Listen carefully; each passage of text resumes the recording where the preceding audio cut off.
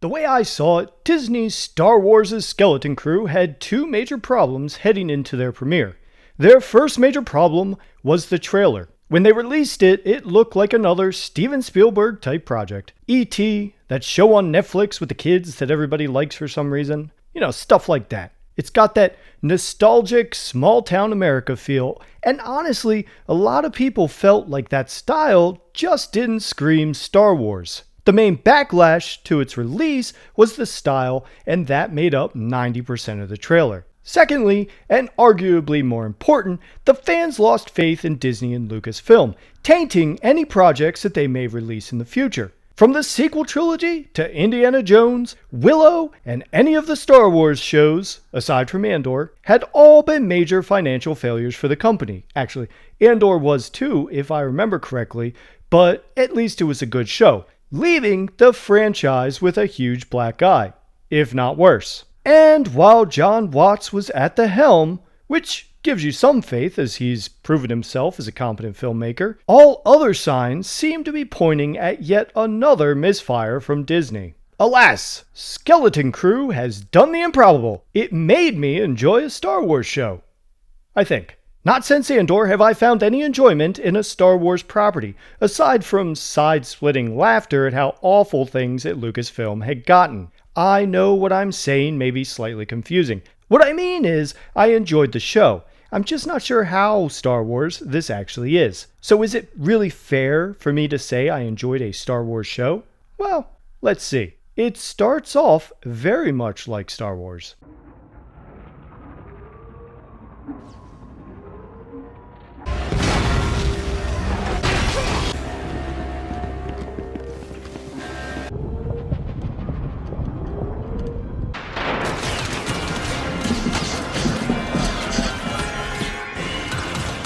Excellent work, Brutus. Excellent. Open the vault. If this is a bulk freighter, why is your vault magnetically sealed? Throw him out the airlock. Actually, you might say a little too much like Star Wars.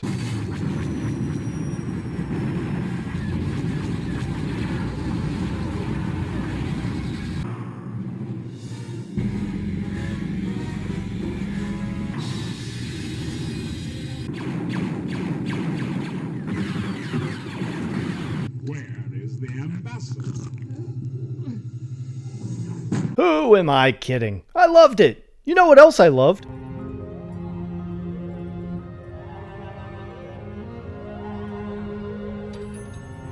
It's enough to give you a new hope. Haha, see what I did there?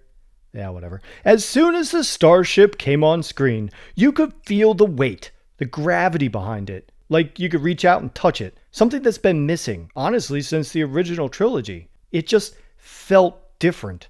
And it was jarring. Not only that, but the pirate ship was hard-hitting, causing damage, using those boarding harpoons or whatever they were, showing us something new but believable in universe, without going overboard.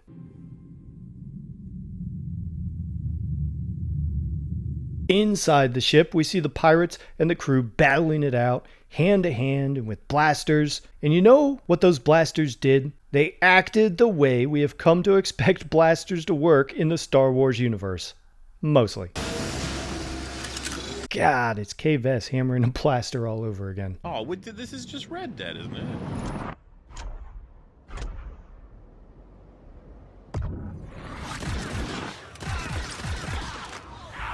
Bro, you're not that cool. Volleys of blaster fire wrecking havoc. I would bet if a lightsaber were to show up, please no lightsabers, please no lightsabers, please no lightsabers, they may hurt, maybe even kill. Thrown into the mix is the show's own style of portraying pirates, intertwined with the Star Wars universe. And you know what?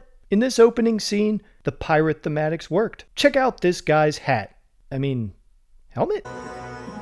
Now, take me to the vault. Then we get to where things go wonky. Remember when I said people were concerned about the small-town America style that was portrayed in the trailer? Yeah, this is it. And unfortunately, it is, other than the first 5 minutes of the show and the last few seconds of the show, the majority of the episode. Which is a shame because the second episode, I think, is going to be more in line with what the show will really be. But after 45 minutes of Disney's take on Stranger Things, people are probably going to be pretty turned off, especially if they were concerned about this exact issue in the first place. This planet, our main setting for almost all of episode 1, is too familiar to our own world. The cars, the streets, even the cereal and milk containers. I told you, don't touch my work stuff. Hey, could you please not leave your toys out all over the house? You keep stepping on them. Now listen up.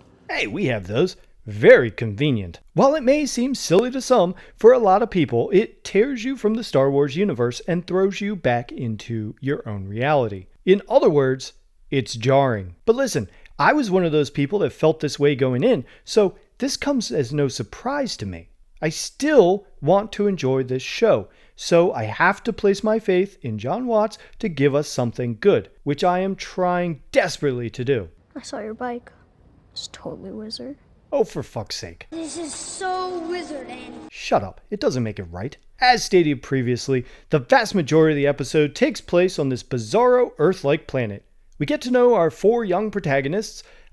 The kid, elephant kid, arrogant girl kid, and kid with a Geordie visor. I believe those are their official names in the credits. Yeah, I thought the name choices were weird too, but the kid actors do a good job at being endearing and never get to the point where they are grinding or have worn out their welcome. After killing a bit of time world building, which seems useless now but actually matters, at least according to episode 2, we have a pretty standard adventure to get us on our way. The kids, brought together by their all being weird outsiders, find a mysterious door buried in the woods. Kid thinks it's a Jedi temple. Please no Jedi, please no Jedi, please no Jedi. Oh, yeah, I forgot. Kid and Elephant Kid are obsessed with Jedi. I'm talking action figures, books, and even imaginary lightsaber battles. Watching these scenes is like watching my own childhood. Plus, it's a nice touch and addresses a point of contention I always had with the sequels. Luke Skywalker, a Jedi, saved the galaxy. He'd be a hero, renowned throughout all of the planets. Plus, the Republic and Jedi Council were never that far removed to have completely wiped them from memory, leaving them as nothing more than mere myths. Sorry for the tangent. I've completed my side quest. As it turns out, the door doesn't lead to a Jedi temple. Rather, it is a seemingly derelict starship, which, of course, the children have to explore. Wham, what are you doing? Come on. Wait up for me. Through the silliest series of events imaginable, the ship gets locked down and they are trapped inside.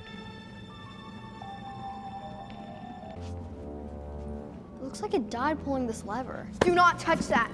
Whoa, just because I'm about to I think there's something inside.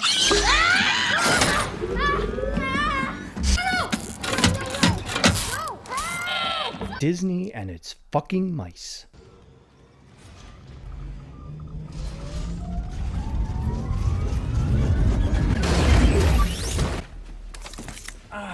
Anyway, the kids are trapped, and during the course of finding their way out of the ship, the power is restored and it begins to take off. Why does it begin to take off? I don't know. Maybe the show wanted you to believe it was because Kid pressed a flashing blue button due to his poor attitude and impulse control issues.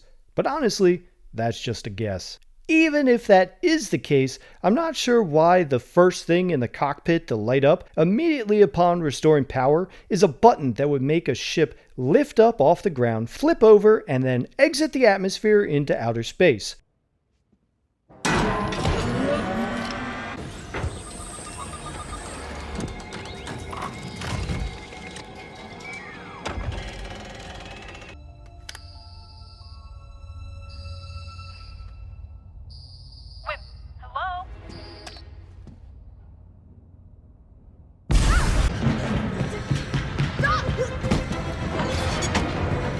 I didn't touch anything, I swear. That's the hatch.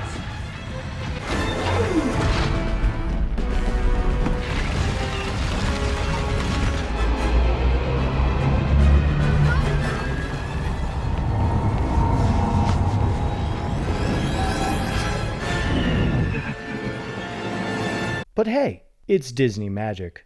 Now that the initial terror of entering outer space has subsided, the children become enthralled with the vast number of stars surrounding them, almost as if they were surprised that they were even there. With only mere seconds left in the episode, we are hit with my favorite moment. I know what you're thinking. Mere seconds is your favorite moment? Yes, it is. And it is precisely due to that very un-Star Wars planet we just spent an entire episode on. In sharp contrast to the planet below, with very little connection in tone to the Star Wars we know, the hyperdrive engages and the ship and its passengers are gone. What are those? I think they're planets. They're stars.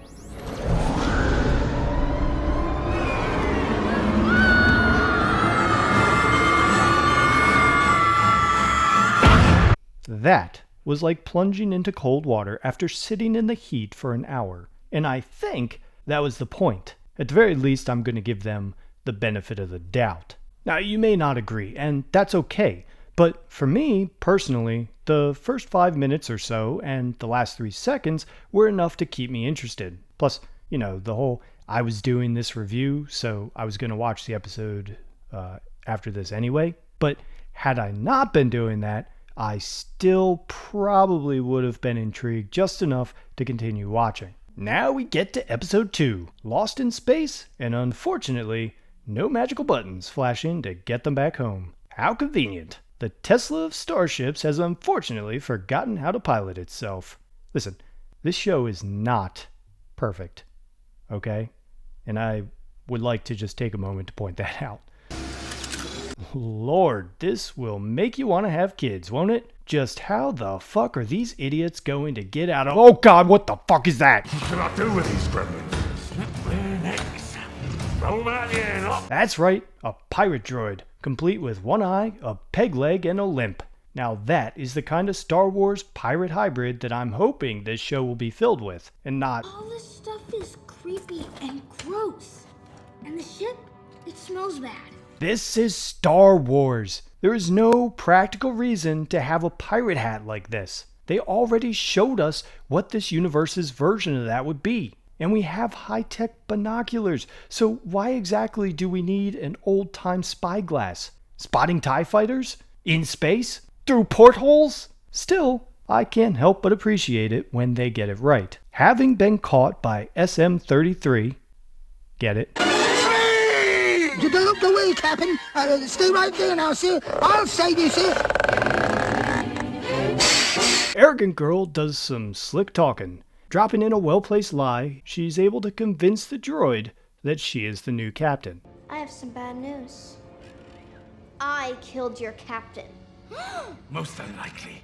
You seem ill-favored for combat. Don't worry, guys. This isn't what you would call a girl boss moment. Episode 1 set up the fact that all of these kids are very smart, and she, in particular, is fast on her feet, quickly thinking up stories or lies. So, they laid the groundwork earlier on. Plus, they make it clear just a few minutes later that none of these kids are amazingly talented and just perfect and amazing and can do everything. Show me how to fly my ship. It's your role. Trim control, secondary acceleration, rear thrusters, side thrusters, base thrusters, secondary base thrusters, tertiary thrusters, rear shield, front shield, and finally, flat. What'd you do? I bypassed the compressor. Convinced that she is his new captain, SM-33 sets course for a pirate starport where they can do repairs on the ship and hopefully get directions home. Once they arrive at the port, SM-33 tells the kids that he is going to stay on the ship and do the repairs and sends them out to find resources on land. Now generally, this is when I would say, I don't like people making stupid decisions. Please act like intelligent beings. Unfortunately this time, my go-to argument is invalid. SM-33 is a pirate. He wouldn't be programmed to make decisions acting in the best interest of children. To him, Arrogant Girl Kid is his captain, and the other kids are his crewmates. It's not all my fault! Shall I throw him out of the airlock for insolence, Captain? Now you may be saying, well, okay, he may not know better, but the kids should. You just said they were all intelligent. Listen guys, they are scared children. lost in outer space, flying around in a spaceship that basically kidnapped them, being assisted by a terrifying, possibly unstable pirate droid. And also, they're children. They're dumb. Even the smart ones. While out exploring the port, the children all get separated, and in their travels, they meet a lot of unsavory characters, all of which you would expect to find in a pirate spaceport. One thing I really appreciate about this show are the aliens. Some recognizable, some new, and guys, get a load of this. A lot of them are in costumes. Yeah, I know. What an idea. The boys end up at a bar, restaurant, grill, whatever you call it. They end up sitting at the bar and order up some food. Does it do One anything? Che Mosca, please. Oh my god, it's like Monster Hunter.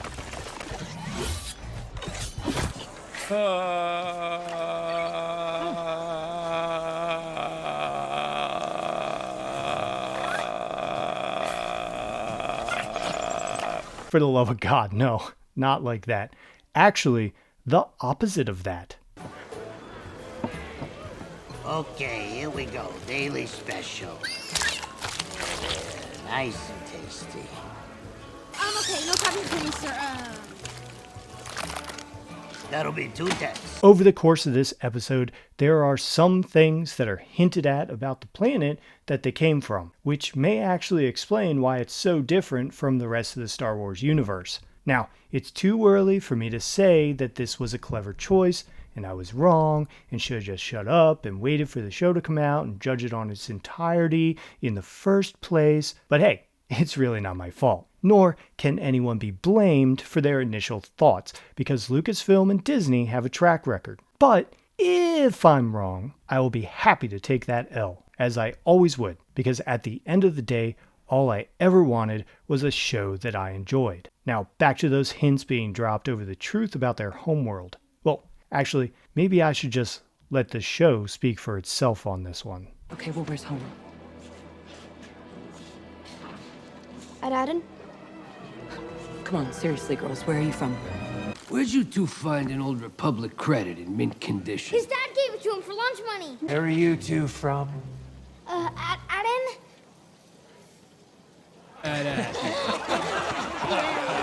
Girls, whatever you're running from, you need a much better story than Ad. But it's true. You're a couple of Linderlings from the lost planet of eternal treasure. Lost planet? Eternal treasure? Needless to say, the children get into a bit of trouble, proving yet again that children are entirely incompetent at navigating starports run by pirates. See if they got more on them. Win, do something. Whoa! Help! Help!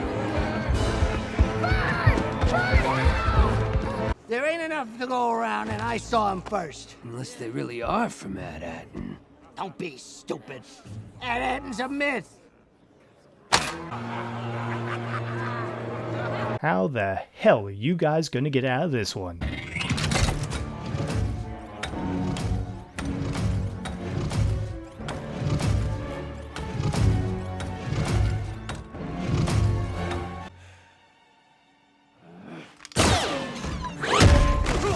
Why did you bring us here? To escape to the ship, No, why did you bring us to a pirate port full of pirates? because we are also pirates.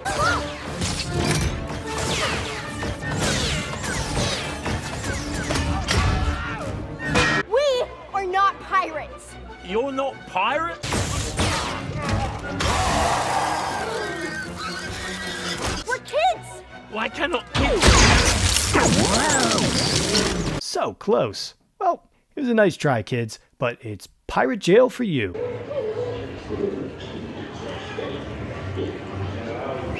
Oops, wrong pirate jail. Oh well, close enough. Feisty girl. Cool off in the brig a day or two, then we'll talk. Brig? Hey, what if we train this little guy to go get the key over there? Climb up those poles and get the key and come back. No, the other way, the key. Aside from the out-of-place pirate hat and spyglass, my only other point of contention for this episode comes from the very end of the episode itself when they meet Jude Law.